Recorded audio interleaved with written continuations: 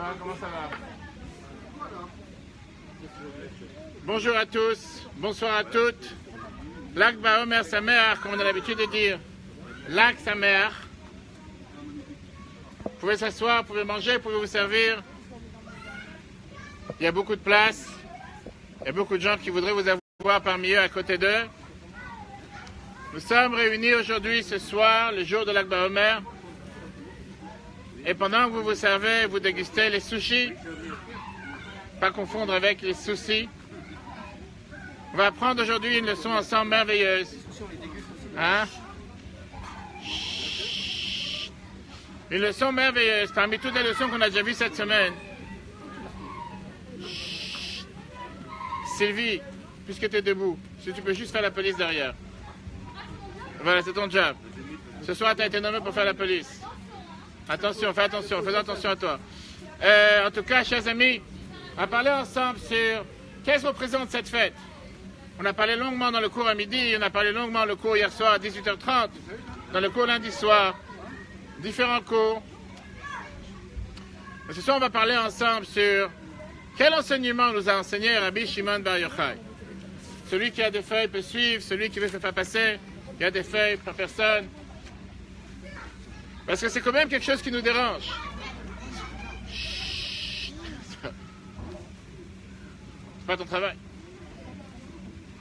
C'est quand même quelque chose qui nous dérange du fait qu'on a ici Rabbi Shimon Bar Yochai, quelqu'un qui était inconnu jusqu'alors, et que tout d'un coup, depuis 1900 ans, on n'arrête pas de fêter sa fête, le jour de son décès, pas seulement le jour de son décès, mais au moment où on parle, il y a des centaines de milliers de frères et sœurs juifs qui vont à Méron en train de pèleriner. On dit que c'est un jour propice pour des bénédictions. Un jour que le Rabbi a écrit comme quoi c'est important d'écrire sur le Ohel, sur la tombe du Rabbi pour demander des bénédictions. Un jour lequel le Rabbi a dit en 1950 l'importance que tout celui qui n'est pas à Méron, qu'il aille prier sur le Ohel pour demander des bénédictions, parce que c'est là-bas que se trouve Rashbi, Rabbi Shimon Bar Yochai. Pourquoi tu es debout? Pourquoi tu n'es pas assis? Viens ici, Ethan. Viens t'asseoir. Je pensais que tu faisais partie des grands. Comme ça, on m'a dit que tu fais partie des grands.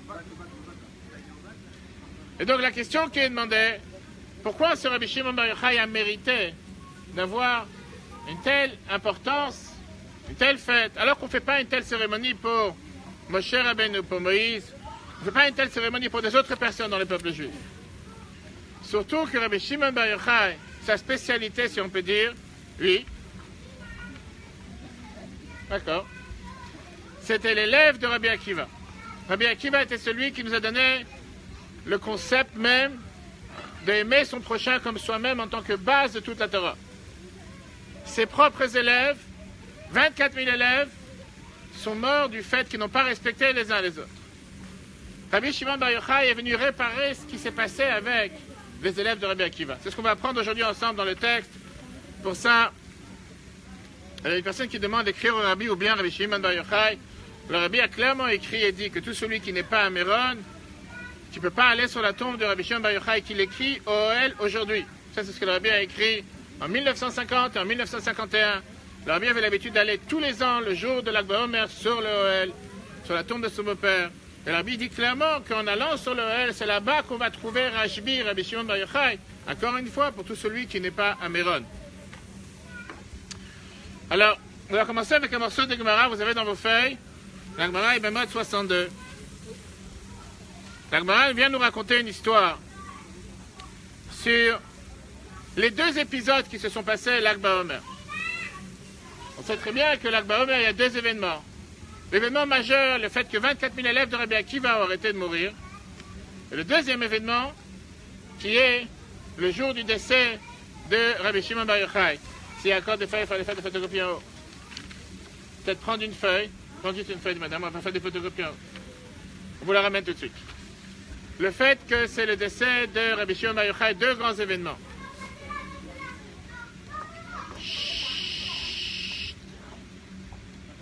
Ethan, t'es parti pour les calmer ou t'es parti pour les exciter? Non, pas toi, je parle pas de toi. Toi, je sais, je suis lui qui est derrière toi. Non, Ethan, il est parti pour être le moniteur. Pour s'assurer que tout se passe bien. Et donc, la question qui est demandée, d'après ce que la Gemara nous raconte, ce qui nous dérange et ce qu'on veut comprendre, comment les élèves d'un tel maître se sont trompés à faire quelque chose contre ce que le maître leur a enseigné. Vraiment, ça n'a pas de sens. Le maître était celui qui a donné l'ordre, comme quoi aimer son prochain comme soi-même, c'est une base de toute la Torah. Et ses propres élèves, apparemment, se comportent totalement différemment. Prochaine fois, on ne peut pas tout penser. Moi, je vais laisser le micro pour le chef. Il faut d'ailleurs applaudir le chef qui est ici parmi nous ce soir. Un grand applaudissement. Il n'y a pas beaucoup de chefs chinois qui sont prêts à venir de Chine jusqu'à Ponto Combo pour s'assurer qu'il y a les meilleurs sushis du monde.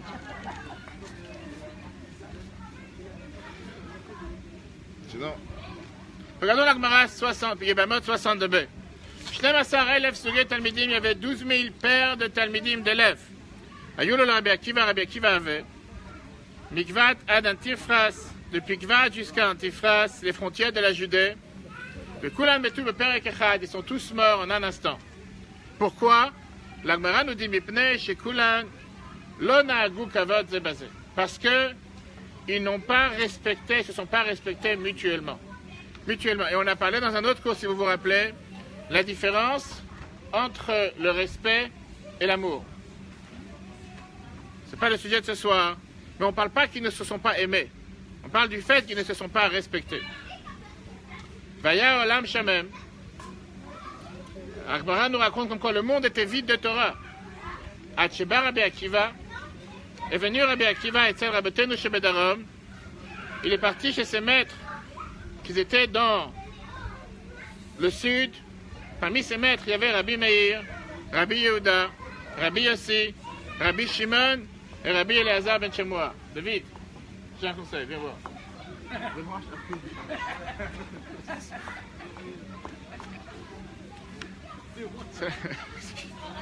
Pour une demi-heure. Donne à celui qui a besoin, les frères. Ok. Il y avait les 5 maîtres qui étaient dans le sud. Et c'était eux qui ont mis la Torah en place. C'était eux qui ont enseigné la Torah. Tana, la Gemara continue à nous raconter. Kulam, Metu, Mi Pesach Hadatzeret. Tous les élèves sont décédés entre la période de Pesach jusqu'à Shavuot. On parle ici d'une période assez courte. On parle ici d'une période de quelques semaines. Et néanmoins, on parle ici de 33 jours dans lesquels 24 000 élèves sont morts, ce qui fait environ une moyenne de 700. Alors, David? Non, vas-y. Ça marchera pas. Alors qu'on parle ici d'une moyenne de 700 morts par jour. 24 000 élèves en 33 jours, c'est énorme. D'accord?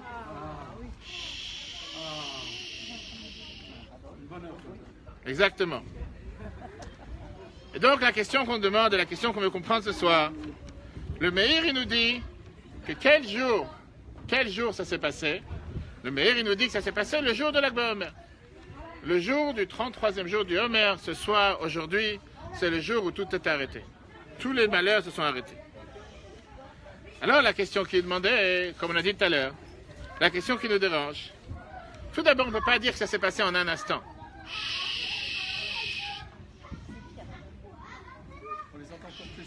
Attends, donne 2-3 minutes. C'est ce qu'on appelle la pause déjeuner. Chez les Français, en général, ça dure entre 2h et 3h. Vous avez certains magasins qui ont l'habitude de fermer de midi à 15h. Pour ceux qui ont ouvert à 10h30, voire 11h. Hier matin, j'étais dans le 8e à Paris. Je suis parti à la Poste. Il y avait la queue devant la Poste parce que ça ouvrait qu'à 10h. J'étais en train de réfléchir, je me disais, quel pays sur Terre, la Poste, en plein Paris, ouvre à 10h. Ça, certainement que c'était un exploit. Parce qu'en général, après, il y a la pause déjeuner de midi à 15h. Et après, il faut fermer à 17h45. Et déjà, à 17h, ils te disent, monsieur, vous ne pouvez pas rentrer parce qu'on doit fermer à 17h45. C'est ce qu'on appelle la pause. Revenons à notre cher Rabbi Akiva, Rabbi Shimon Bar Yochai. C'est beaucoup plus intéressant, puisque Bruno regarde attentivement. La question qui est demandée, comment ça se fait d'abord? Comment on peut dire qu'ils sont tous décédés à la même période, au même moment? C'est impensable, je sais. Ça n'a pas de sens de dire qu'ils sont tous décédés à la même période, numéro 1. Numéro 2, pourquoi ces élèves, qui auraient dû être ceux qui auraient dû nous montrer le chemin, de quoi faire, comment aimer le prochain, eux-mêmes sont décédés en faisant le contraire de ce que leur maître leur a enseigné. Ça aussi, c'est difficile à comprendre. Et pour ça, on va regarder ce que la Gemara Ketuvot nous raconte, en essayant de comprendre ce qu'on a parlé dans les autres cours déjà, la personnalité de Rabbi Akiva. Qui était ce Rabbi Akiva? Qui était celui qui nous a dit qu'on a le devoir d'aimer son prochain comme soi-même? Tout à l'heure, je parlais avec quelqu'un à Paris tout à l'heure, qui me disait, Ravama, je vais vous dire la vérité. Ou on est né avec la bonne étoile, ou on est né avec la mauvaise étoile. Quelqu'un qui est né avec la mauvaise étoile, ça ne marche pas. Moi, je dis c'est faux. Pourquoi c'est faux? Je dis, regarde Rabbi Akiva. D'après toutes les explications, Rabbi Akiva n'est pas né avec la bonne étoile. Rabbi Akiva, il est né d'un père converti. Akiva Ben Yosef. Rabbi Akiva était analphabète jusqu'à l'âge de 40 ans. Qui ici présent était analphabète jusqu'à l'âge de 40 ans? Qui lève le doigt, il n'est pas à se gêner, c'est pas comme Rabbi Akiva. Qui? Ok. Vous voulez savoir son nom? Ça n'existe pas une chose pareille. Quelqu'un qui ne savait pas lire, qui n'avait pas appris la Torah jusqu'à l'âge de 40 ans. C'est énorme. Quand tu dis 40 ans, les gens te disent, ils pensent déjà à la retraite. Rabbi Akiva, lui, il avait quand même vécu jusqu'à 120 ans. Mais jusqu'à l'âge de 40 ans, il ne connaissait absolument rien. Il n'avait absolument rien appris. À tel point que quand il a rencontré sa bien-aimée, son père, qui était un des plus grands riches de Jérusalem, ne voulait pas qu'elle se marie avec lui parce que c'était quelqu'un qui n'avait aucune connaissance. Comme l'histoire qu'on raconte tout de suite. Regardons la Gemara Ketuvot, page 62b.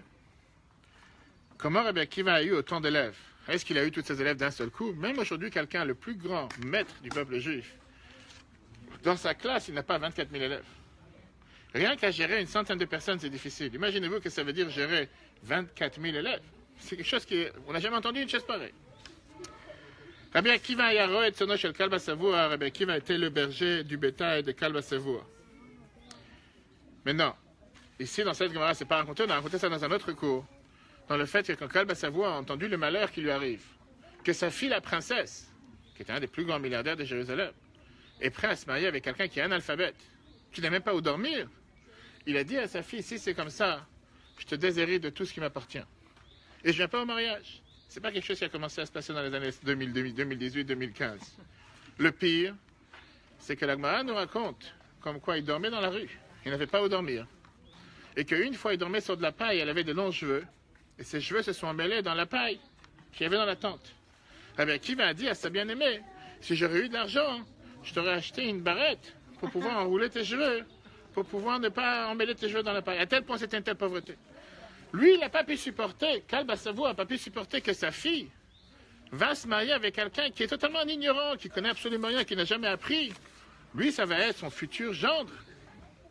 Aujourd'hui, les gens diraient, je voudrais me marier avec un avocat, un dentaire, un dentiste, futur dentiste. Se marier avec quelqu'un qui... Tu donnes la réponse, vous pouvez l'applaudir. C'est la réponse à la question.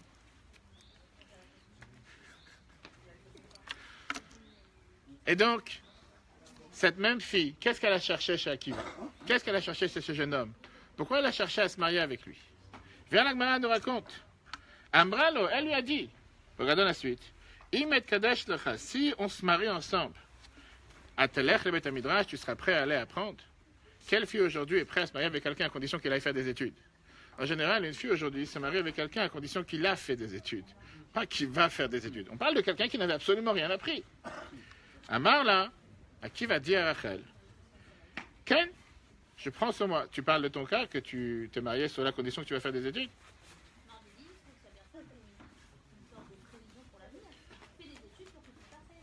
Ça veut dire que tu t'es marié avec ton mari, il ne connaissait absolument rien. Et tu lui as dit à condition, d'accord, tu as à condition qu'il va se marier, que quand vous allez vous marier, il va commencer à aller apprendre au CP. C'est ce qui s'est passé. Mais tu es prêt à te marier avec lui à condition qu'il aille faire des études ou à condition qu'il aille? Là, tu parles d'une fille qui se marie avec quelqu'un qui apparemment n'a fait aucune étude. D'accord. Oui, Létan. Ta future mariée, si Dieu veut.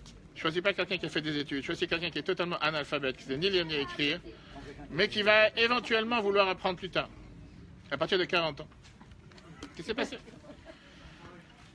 Ok. Tu retiens? Je te souhaite pas ça. La suite. Nitkat Shalom à 7 heures, elle a eu tellement de la peine que son père ne voulait pas rester au mariage, ne voulait pas même pas être présent au mariage, qu'elle s'est mariée avec son futur amant, son futur marié, en cachette. Veshaltra Otol Bet Midrash, et elle envoya à la maison d'études. L'Agmara nous raconte comme quoi, là, Rabbi Akiva, il est parti. Veyashav, Shtemesre Shana Bebet Midrash. Il est parti apprendre 12 ans. C'est-à-dire qu'ils se sont mariés. Après le mariage, ils ont fait ce qu'on appelle chambre à part, maison à part, ville à part, pays à part. Et il est parti apprendre à la maison d'études. Que chez Chazar, quand il est revenu, et Vihimo, Shtemesre Elef Talmidim. Il a ramené avec lui 12 000 élèves. Beit Kavol et Béton, en se rapprochant de chez lui, l'Agmara nous raconte. Shama Zaken Omer Leishto. Il a entendu un vieillard dire à sa femme, Admata et itnaagi ka'almana bechaye ba'aler. Jusqu'à quand tu seras comme une veuve dans la vie de ton mari? Parce que son mari n'était pas à la maison, il était tout le temps à la maison d'études. Écoutez la réponse. Amra le Rachel dit à son mari, Im Ba'ali Yishmal, et si mon mari m'écoute, Yeshem Bet Midrash Od 12 Shana, qui reste à apprendre encore 12 ans. On parle ici d'une femme quand même hors norme. Alors, Veyashav Od 12 Shana, il est parti apprendre encore 12 ans. Vechazar, il est revenu, Imaba Ve'esrim Elef Talmidim, avec 24 000 élèves. T'inquiète pas. Alors, il est parti apprendre avec, et il est revenu avec 24 000 élèves. Ce que ici l'Agmara ne raconte pas, c'est que quand il est revenu, il a dit à tout le monde, tout ce qui est à moi et tout ce qui est à vous est à elle. Qui veut dire que tout le mérite qu'il a eu, toute la chance qu'il a pu apprendre, tout ce qu'il avait comme connaissance, c'est seulement grâce à sa femme. Parce que s'il n'aurait pas eu sa femme, et si ce n'est pas sa femme qui l'aurait poussé à apprendre, qui l'aurait poussé à avancer, il n'aurait jamais absolument rien eu. Ça, c'est pas le sujet de ce soir. Hein? Je n'ai pas entendu. Oui, après 24 ans de... J'allais dire c'est la moindre des choses. Qu'est-ce que tu attendais? Qu'ils reviennent et qu'ils disent quoi? Mais si tu es prêt à faire un tel sacrifice que ton mari aille apprendre pendant 24 ans et qu'il revienne à la maison et qu'il te dit c'est grâce à toi, ok, c'est ça. Ça peut aussi arriver, c'est pas quelque chose... Hein? Ça peut arriver. D'accord. On va analyser ensemble ce qui nous dérange le plus. Parce que comme on a dit tout à l'heure, ces élèves de Rabbi Akiva, ce sont eux-mêmes ceux qui ont appris ce que Rabbi Akiva leur a enseigné. La devise même de Rabbi Akiva dans la paracha Kedoshim, Ve'ahavta l'reacha kamocha. Tu aimeras ton prochain comme toi-même. Amar Rabbi Akiva, on a vu ça Shabbat dernier. Rabbi Akiva vient et nous dit, Zeklal Gadol Batorah, c'est la base de toute la Torah. Est-ce que ces élèves suivaient ce que leur maître leur a enseigné, ou ils ne suivaient pas ce que le maître leur a enseigné? La logique est de dire que les élèves ont suivi ce que le maître leur a enseigné. Donc eux étaient ceux qui nous ont montré par leur action qu'est-ce que ça veut dire aimer son prochain comme soi-même. Et néanmoins, on a vu ce qui s'est passé avec cet épisode, qui est un épisode malheureux dans lequel 24 000 élèves sont morts. Alors comment on peut mettre les deux ensemble? D'un côté les élèves, de l'autre côté le maître, apparemment un est contre l'autre. Regardons la suite, et là on va voir l'explication que le rabbi nous explique. Qu'on ne peut pas penser un instant qu'ils n'ont pas fait ce que leur maître leur a enseigné. Bien au contraire. Ils ont mis en application à 100% ce que leur maître leur a dit, qu'il faut aimer son prochain comme soi-même. C'était totalement en application jour après jour. Quel était le problème? Le problème, c'est que chacun d'entre eux était totalement convaincu que son chemin, c'est le chemin le plus juste. Et il était garanti que si l'autre n'est pas comme son chemin, il est totalement dans le faux. Et comme il aimait tellement l'autre, il voulait absolument lui faire comprendre pourquoi c'est son chemin qui a raison. On vient de parler des sushis, je ne connais pas tous les termes. Sushi, maki, yaki, va savoir les californiens, les brochettes. Imaginez-vous un couple, que quelqu'un il s'est dit, il n'y a que les brochettes de saumon qui sont bonnes. Brochettes de thon, c'est une horreur. Et la femme qui dit, il n'y a que les brochettes de thon qui sont bonnes et pas les brochettes de saumon. Le mari, il aime tellement sa femme. Il va essayer de lui faire comprendre pourquoi les brochettes de saumon n'ont pas de goût. Les brochettes de thon, pardon. Et pourquoi il n'y a que les brochettes de saumon. Il aime tellement. Il va lui faire comprendre que ce qu'elle pense que les brochettes de thon sont bonnes, c'est une horreur. C'est pas parce qu'il n'aime pas. Justement parce qu'il aime sa femme. Et il ne veut pas qu'elle mange de bêtises. Et pour lui, des brochettes de thon, ça n'a pas de sens et ça n'a pas de goût. Pour ça, il lui fait comprendre que les brochettes de thon, c'est pour pas y toucher. Et la seule chose qu'il va acheter à la maison, c'est des brochettes de saumon. Hein? Je n'ai pas entendu. Mais justement, est-ce que aimer veut dire qu'il faut forcément être d'accord? Aimer, c'est pas forcément parce qu'elle est d'accord. Entre un mari et une femme, il y a de l'amour. Et néanmoins, pas obligé d'être d'accord. C'est exactement ce qui s'est passé entre eux. Ils aimaient son prochain. Mais il aimait tellement et voulait lui faire comprendre que le chemin que lui suit, c'est un chemin le plus non correct, le plus tordu. C'est pour ça qu'ils doivent suivre son chemin, pas leur chemin. Pas parce qu'ils les aimaient pas. Ils les aimaient énormément. Sauf qu'ils voulaient qu'ils s'adaptent à leur manière de penser. Par amour, pas parce qu'ils les aimaient pas. Regardons comment le Rabbi il explique ça. Le 4e chapitre, basé sur ce que l'Agmara nous dit. L'Agmara Brachot, page 58a. L'esprit des gens, l'esprit des gens ne se ressent pas l'un à l'autre. De même pour leur visage. De la même manière qu'on n'a pas chacun d'entre nous le même visage, et on s'accepte comme on est, puisque Dieu n'a pas créé deux personnes les mêmes.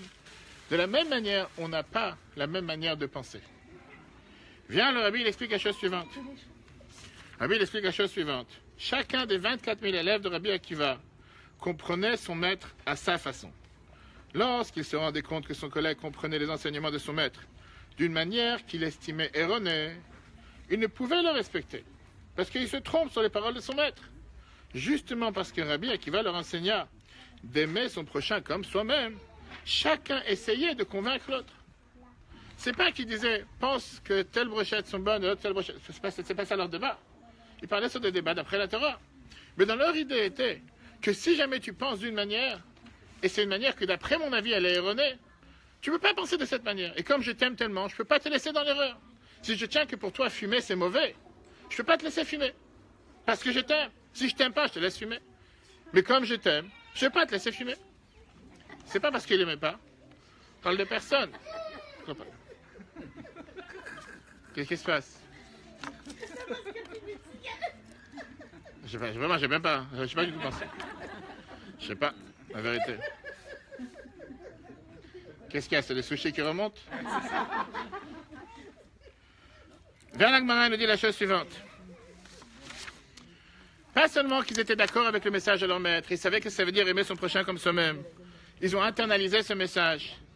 Mais puisqu'ils ont internalisé ce message et puisqu'ils étaient totalement en phase avec le message de leur maître, ils ne pouvaient pas laisser l'autre penser différemment. Par amour, pas parce qu'ils étaient contre. Alors, si c'est comme ça, tout va bien. Et si tout va bien, quelle était l'erreur?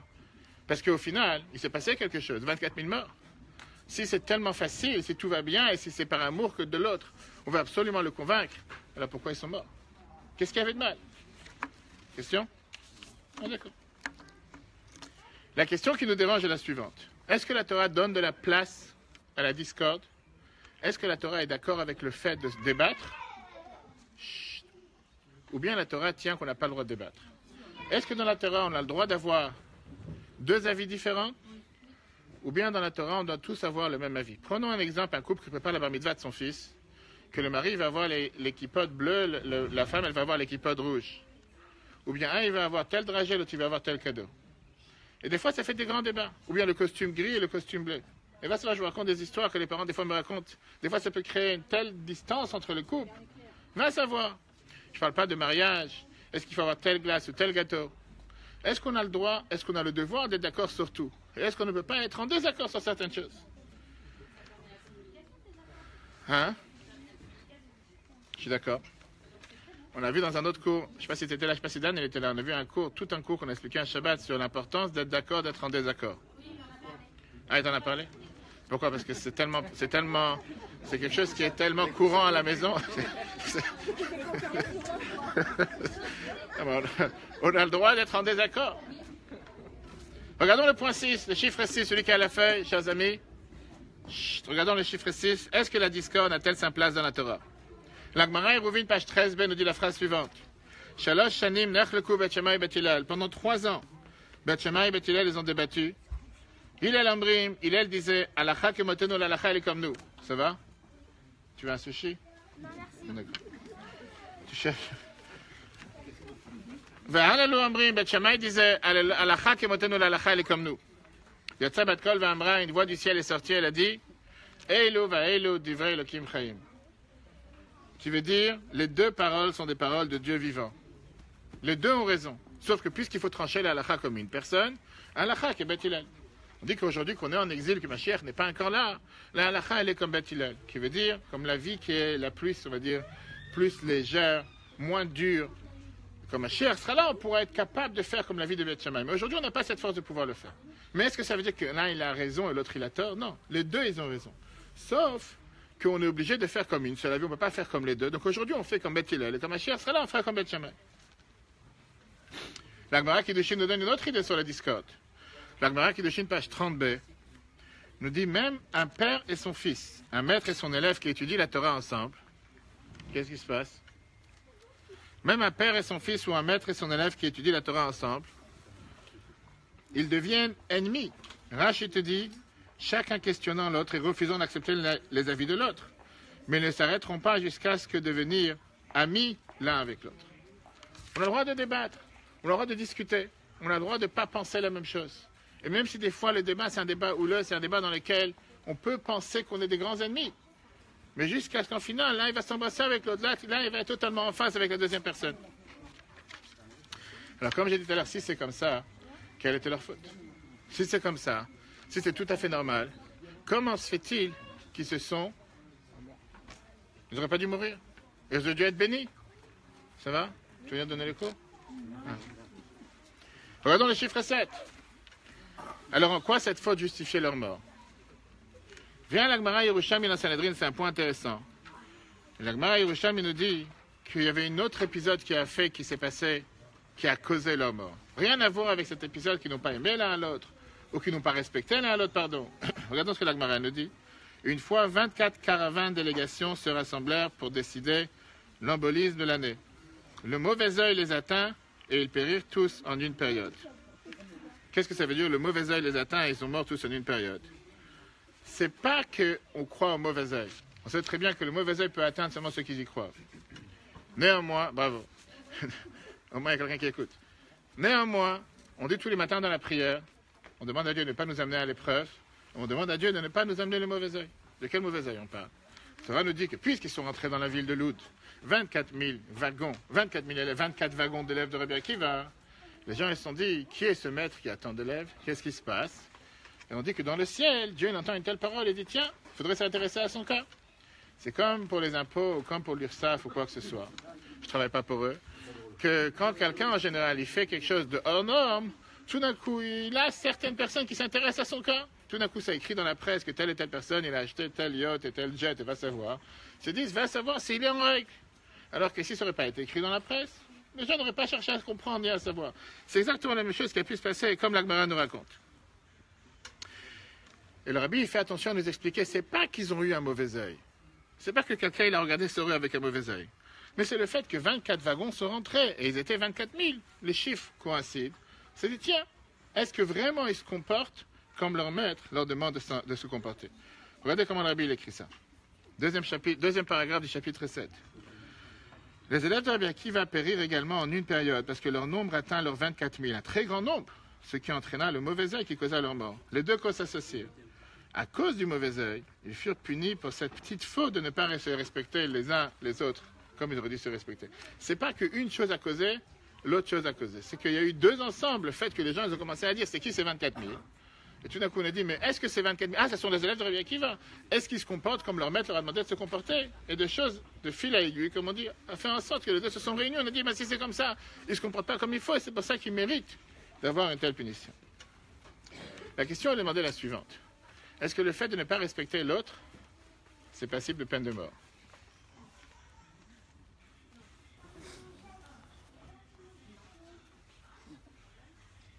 Je sais pas si c'est quelqu'un qui danse.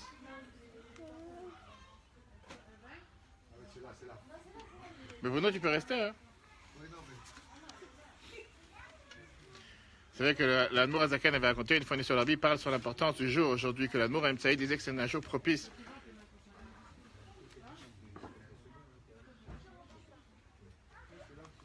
Qu'est-ce qu'il y a? Pourquoi tu rigoles, Ethan?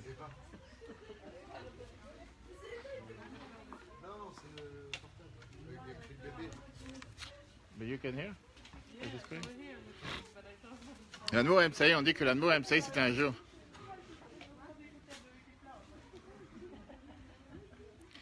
L'Admour Amtsaï c'était le jour qui faisait des miracles, le jour de l'Akba Omer. Le Rabbi raconte dans sa maison et il vivait dans deux étages différents. l'Admour Emtsaï et l'Admour Azaken. Et l'Admour Emtsaï avait un petit enfant, il venait d'avoir un enfant qui vient de naître.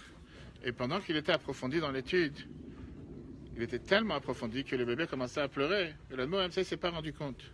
L'Admour Azaken qui était en bas, il est monté, puisque le bébé était tombé du berceau. Il a remis le bébé dans le berceau. Après, il a dit à son fils que même en étant approfondi dans l'étude de la Torah de la manière la plus profonde, rien ne doit faire en sorte qu'on ne peut pas écouter la voix d'un enfant qui pleure.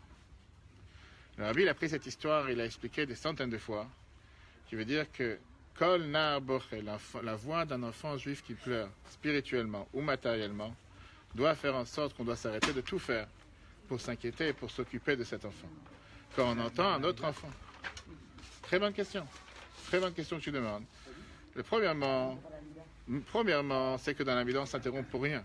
Mais je te garantis que si tu vois un enfant qui est tombé et qui est en train de pleurer devant toi, pas parce qu'il a perdu son jouet, que ça, il ne va pas mourir, il va rien, il va lui arriver s'il va attendre encore 2 minutes. Mais si c'est peu que c'est un danger qui s'est arrivé, tu ne sais pas ce qui peut arriver comme il est tombé du berceau. Tu as un devoir de tout faire pour sauver un enfant juif. Et tu vas laisser un enfant se faire mal, et après tu vas dire, j'étais en train de prier. C'est comme ce que la Bible avait donné comme exemple. Avec l'Agmara raconte, on est en train d'apprendre en ce moment les pages de l'Agmara Sota qui raconte que des fois un chassid choté, un chassid pieux, c'est qu'il voit une personne, une femme en train de se noyer, il dit comme c'est une femme, je ne vais pas aller la sauver.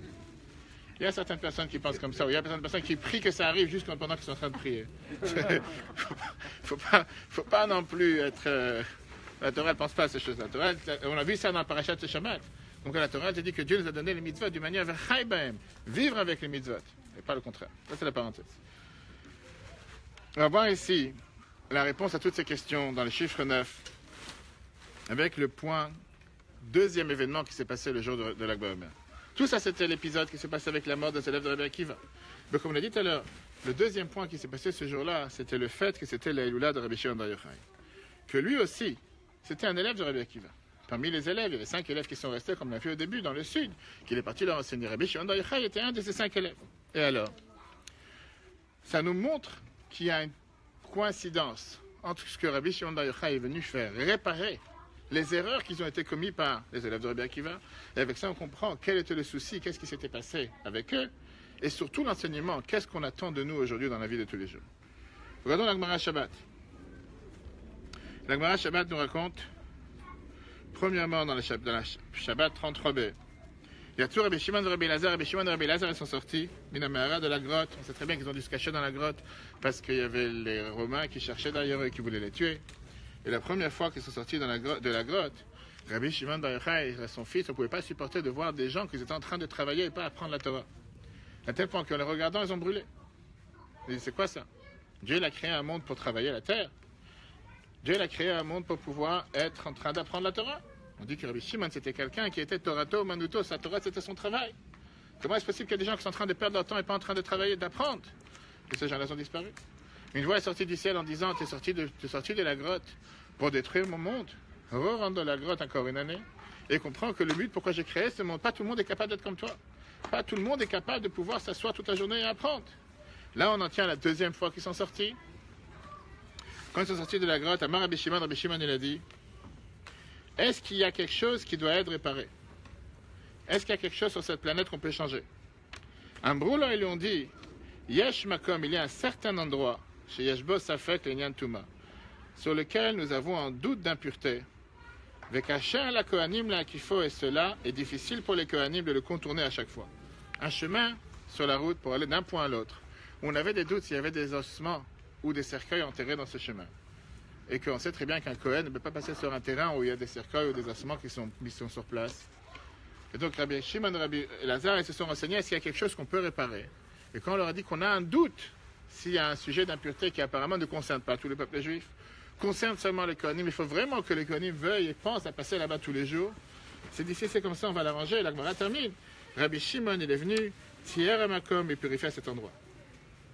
Premier épisode que la Gemara nous raconte comme quoi, en sortant, il s'est intéressé à arranger et faire en sorte que les choses changent pour tout le peuple juif. Améliorer de la meilleure manière possible. La Gemara Souka, page 45b, nous dit Amar Chizkia, ma Rabbi Yirmiyah, Chizkia a dit au nom de Rabbi Yirmiyah, Bishum Rabbi Shimon Bar Yochai, au nom de Rabbi Shimon Bar Yochai. Yachol ani liftor et kol haolam kulo minadin. Je peux acquitter le monde entier du jugement. Min yom shenivreti adata. Depuis le jour de ma création jusqu'à aujourd'hui. Rashi nous explique par mon mérite, je peux supporter les fautes et les acquitter du jugement. C'est pas qu'il était orgueilleux, mais c'était quelqu'un qui était tellement méritant. Il était celui qui pouvait acquitter le monde entier de n'importe quelle difficulté. Et faire en sorte qu'il n'y ait pas de difficulté sur terre. Le Rabbi raconte longuement sur le fait que Choni Améagel, la fameuse histoire que l'Agmara nous raconte, qu'il a fait un fameux cercle, il s'est mis dans le cercle pour dire que tout le temps que Dieu ne fait pas pleuvoir, il ne sort pas du cercle. Et une fois, il y a des petites gouttes d'eau qui sont tombées. Il a dit à Dieu, c'est pas ce que je demande. Le peuple juif a besoin d'abondance. Là, ça sont commencé à tomber des trompes d'eau qui ont tout détruit. Il a dit, c'est pas non plus ce que je cherche des puits de bénédiction. Et quand il est resté une troisième fois dans le cercle, c'est à ce moment-là que des puits de bracha sont tombés. Ça, c'était Choni Améagel. Choni, le cercle, celui qui avait fait le cercle. La Gemara nous raconte que Rabbi Shimon, il n'a pas eu besoin de faire un cercle pour faire tomber de la pluie. En disant des paroles de Torah, la pluie est tombée.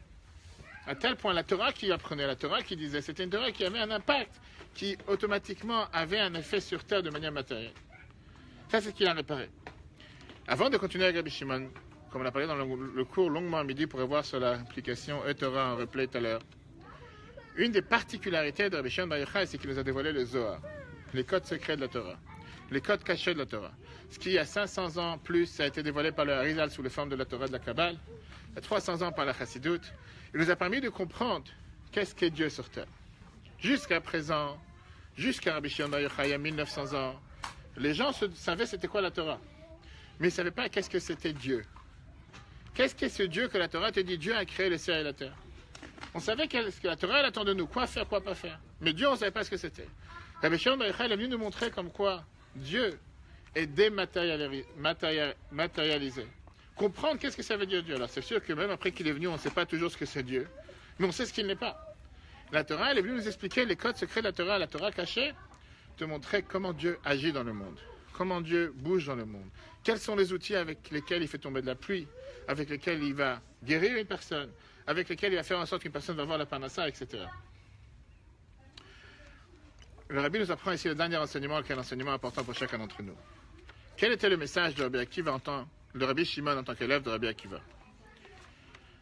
10. Rabbi Shimon, l'élève principal de Rabbi Akiva, fit tout son possible pour mettre en pratique la maxime de son illustre maître concernant l'amour du prochain. Ainsi, il répara le manque de respect mutuel des premiers élèves du même Rabbi Akiva. Aussi, par son travail, il légua à chaque juif la capacité d'atteindre la perfection de l'amour du prochain. La Gemara Brachot 9a nous dit, Rabbi Shimon était assez important que nous comptions sur lui lorsqu'il est à l'étroitesse, et Rabbi termine, afin qu'il nous fasse sortir de l'étroitesse de l'exil vers la délivrance très rapidement. Quelle conclusion on apprend de tout ça? Les élèves de Rabbi Akiva n'arrivaient pas à respecter celui qui insiste pour mal comprendre. Cette faute associée au mauvais œil entraîne l'épidémie. Rabbi Shimon pratique l'amour du prochain. Quelle explication pour nous dans la vie de tous les jours? Très simple. La Torah n'attend pas de nous de penser tous de la même manière. La Torah n'attend pas de nous de penser tous dans la même direction. La Torah elle-même te dit qu'il y a 70 façons d'expliquer la Torah. Shivim panim la Torah. Et chacun qui apprend la Gemara, Bavli en particulier de Babylone, sait très bien que du A à Z, c'est que des débats. Du début à la fin, il n'y a que des débats. Et des fois, tu as des dizaines de pages de débats sans réponse. Rien qui est tranché à la fin. C'est écrit nulle part qu'on doit tous penser de la même manière. Mais est-ce que parce qu'on ne pense pas de la même manière, ça veut dire qu'on ne doit pas aimer l'un à l'autre, et plus que ça, respecter l'un à l'autre? On sait très bien que dans la halakha, il y a ce qu'on appelle la halakha pour les séfaradim et pour Ashkenaz. Parlons d'aujourd'hui. Le jour d'aujourd'hui, pour les séfaradim, la période de deuil se termine. Pour les Ashkenaz, c'est pas terminé. Ça même, on n'est pas sûr quelle était cette période de deuil de 33 jours. Certains disent que ça a commencé de Pessah à aujourd'hui, ça c'était 33 jours. Et certains disent que c'était depuis Rosh Chodesh jusqu'au 3 Sivan. Chez Chabad, comme on fait toujours du rab, on a l'habitude de faire de Pessah à Shavuot sans distinction. Certains font de Pessah jusqu'à aujourd'hui. Pour les Sfaradim, à partir de demain, ils commencent les mariages, ils se coupent les cheveux, tout va bien. Et chez les Ashkenaz, c'est jusqu'au 3 Sivan. Et combien de fois les gens posent la question, mais pourquoi on ne peut pas avoir la même Torah? Pourquoi est-ce qu'on peut pas être la même chose pour tous? Pourquoi on doit avoir tellement de différences? Et la réponse, elle est que dans un couple, il faut un mari et une femme. Même en 2018, d'après la Torah, pour ceux qui écoutent.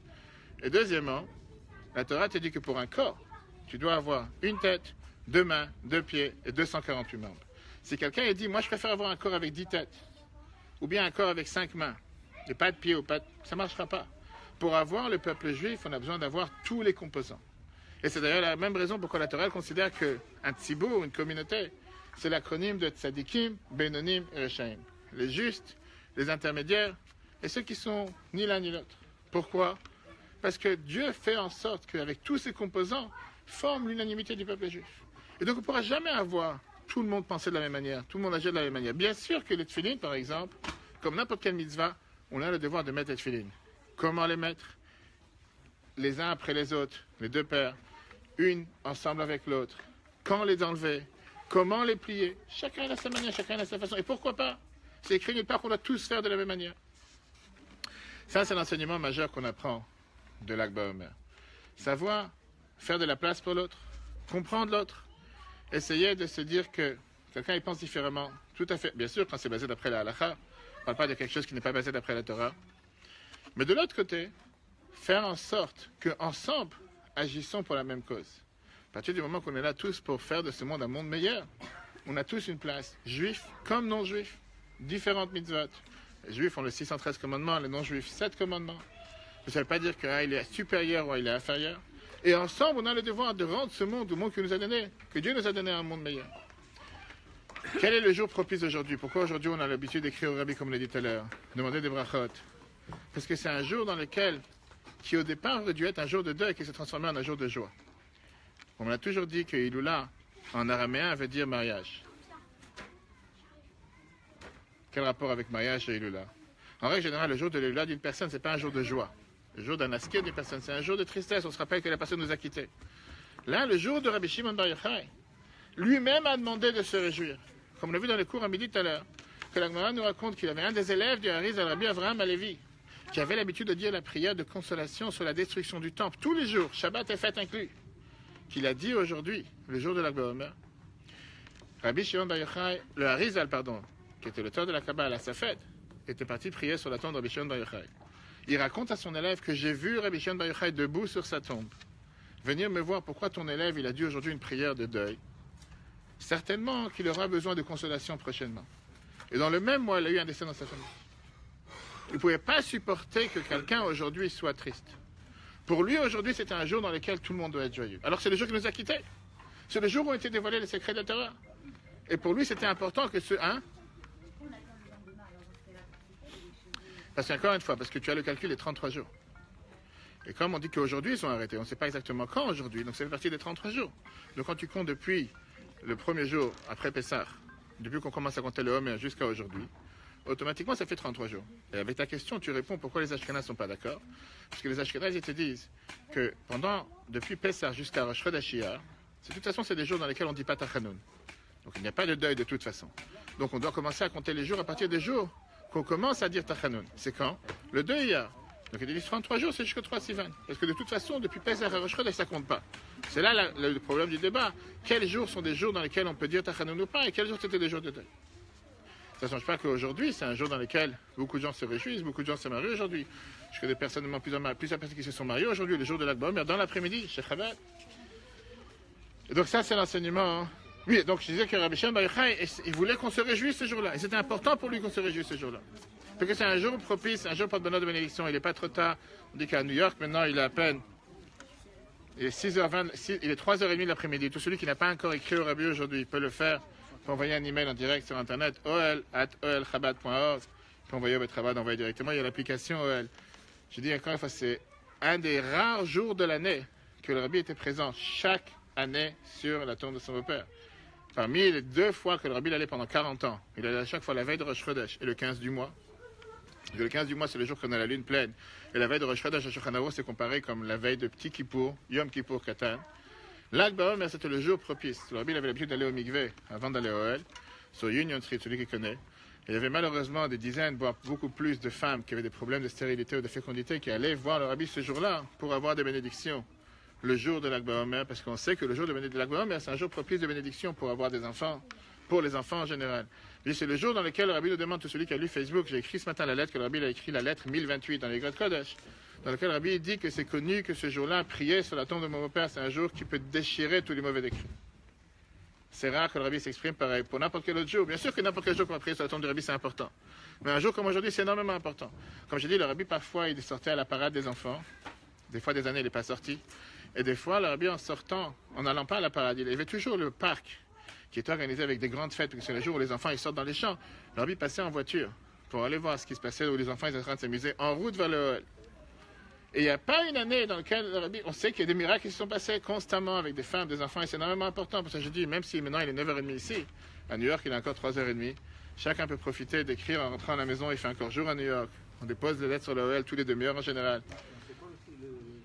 OL@olchabad.org OHEL @OHELCHABAD.org. Ça va directement sur le OL. Ou bien tu as l'application, télécharge l'application OL. Tu as l'application OL, tu télécharges, tu peux envoyer un email sur la tombe du Rabbi, tout ça va directement. Le Rabbi demande qu'on a prié sur le OL pour demander toutes les bénédictions qu'on a besoin. C'est le jour où les gens ont l'habitude d'allumer des veilleuses pour Rabbi Shimon Bar Yochai, prier pour tout ce que chacun a besoin. Que Dieu fasse, que tous les peuples juifs soient toujours bénis avec que des bonnes nouvelles. Que toutes les prières qu'on demande aujourd'hui soient exaucées. Tout d'abord, Annie pour son fils, qu'il a un bon mazal. Comment il s'appelle en hébreu?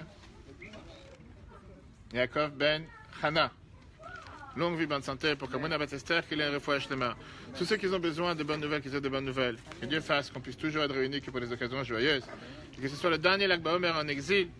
Et que si Dieu veut, à partir de ce soir, on soit tous réunis ensemble à Yerushalayim avec la venue de Mashiach, avec la reconstruction du troisième temple. Et à ce moment-là, on verra tous ceux qui nous ont quittés, tous nos proches. On verra Rabbi Shimon Bar Yochai et le Harizal et le Rabbi parmi nous. Que ça s'accomplit encore une fois ce soir. Très bonne soirée à tous. Le cours sera en replay sur l'application Torah pour les hommes de parmi nous, même pour les femmes, ceux qui veulent, on va rentrer dans la chule pour prier. Ma prière demain arrive. Et je rappelle à tout le monde qu'on a l'office tous les Shabbats à 10h. Et bien sûr, n'oubliez pas, important, la prochaine fête, la fête de Shavuot. Si Dieu veut, cette année, on a la chance que Shavuot, ça tombe dimanche. C'est dimanche 20 mai et lundi 21 mai. C'est 2 jours fériés d'après la Torah sur ce dimanche. C'est sûr que c'est férié. Important. Pour Léa Sarah. Léa Sarah, Bat Rachamim. Avizerat. Il faut acheter main. Rappelle-moi après, je vais écrire au Rabbi. La fête de Shavuot, important de venir écouter les 10 commandements. Et bien sûr, si Dieu veut, le rendez-vous pour les 16 ans du Bet Rabad le 3 juin. Que Dieu vous bénisse. Bonne soirée à tous et à très très bientôt.